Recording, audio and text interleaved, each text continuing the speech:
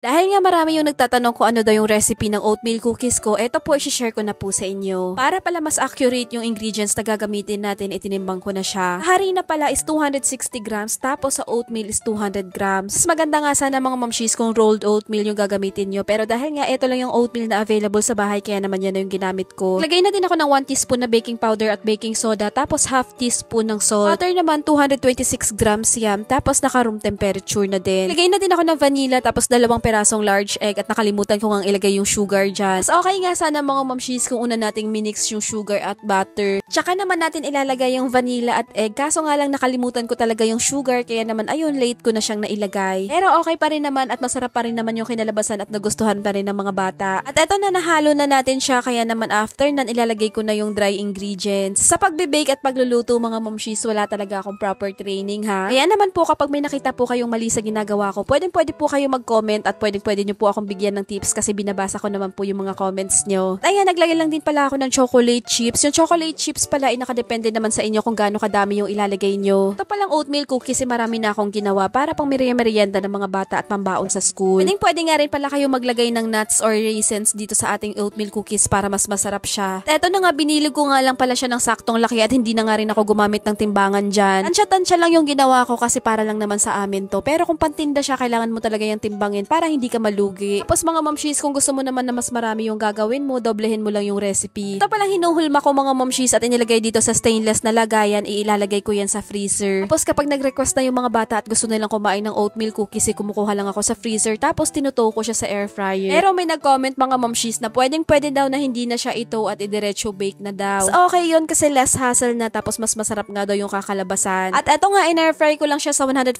Celsius, tapos sa time naman is 15 minutes. Sa oven mo naman siya balak lutuin, yung temp niya is 175 Celsius, tapos sa time is 15 minutes din. At ayan, luto na yung cookies at ready na yung merienda ng mga bulinggit.